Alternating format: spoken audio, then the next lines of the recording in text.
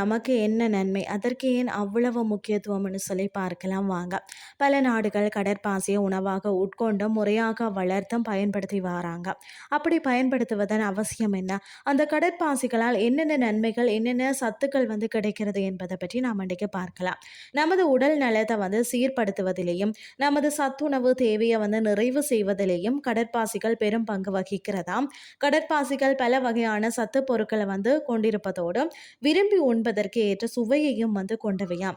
அதாவது கப்பல்ல பயணம் செய்த போது ஏற்பட்ட விபத்துக்கள்ல தப்பி சிலர் நடுக்கடல்ல உணவுக்கு திண்டாடிய வேலையில கூட அவர்களுக்கு உணவாக பயன்பட்டு அவர்களை கண்டுபிடிச்சு காப்போர் காணும் வரை குணமாகி காத்து நின்றது இந்த கடற்பாசிகள் என்பதும் குறிப்பிடத்தக்கது. என்று பார்த்தீங்கன்னா ஜப்பானியர்களும் அமெரிக்கர்களும் அறிவியல் முறையில் கடற்பாசிகளை நல் உணவுகளில் ஒன்று என ஏற்றுக்கொண்டுள்ளனர். இதற்கு காரணம் பார்த்தீங்கன்னா வேறு உணவில்லை என்றது இல்லை, அதில் நிறைந்து கிடக்கக்கூடிய சத்துக்கள் தான் காரணமாக இருக்கிறது. கடற்பாசியில் அதிகமான பார்த்தீங்கன்னா அயோடினும் ஓரளவு புரதம் மற்றது பல வகை தாது பொருட்களும் மற்றது திரளான உயிர் சத்துக்களும் இருக்கிறது.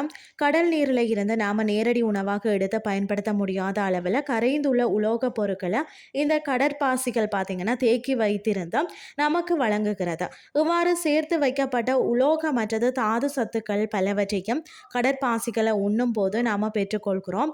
இதுவும் பார்த்தீங்கன்னா கடற்பாசிகளின் முக்கியத்துவத்திற்கு காரணமாக கூட இருக்கிறதுன்னு சொல்லலாம். மற்றது பாலிசாக்கரைடுகள் பலவும் காணப்படுகிறது. அதாவது அல்ஜினிக் அமிலம் மற்றது லேமினேரன் பியூகாய்டன் கராசிகினன் போன்ற பாலிசாக்கரைடுகள் வேறு எந்த தாவரங்களையும் இல்லாமல் கடற்பாசிகளில் மட்டுமே காணப்படுவதும் குறிப்பிடத்தக்கது. மனித உணவாக பயன்படும் அந்த கடற்பாசியில் மலட்டு தன்மையை எதிர்த்து அதை மாற்றம் டோகோபெரால் எனும் வைட்டமின் இ இருக்கிறது அறியப்பட்டுள்ளதாம். கடற்பாசிகளை உண்ட விலங்குகளில் ஆண்மை திறனும் விந்துக்களின் பிழைப்பு திறனும் அதிகரித்ததாகவும் அறிய முடிகிறது.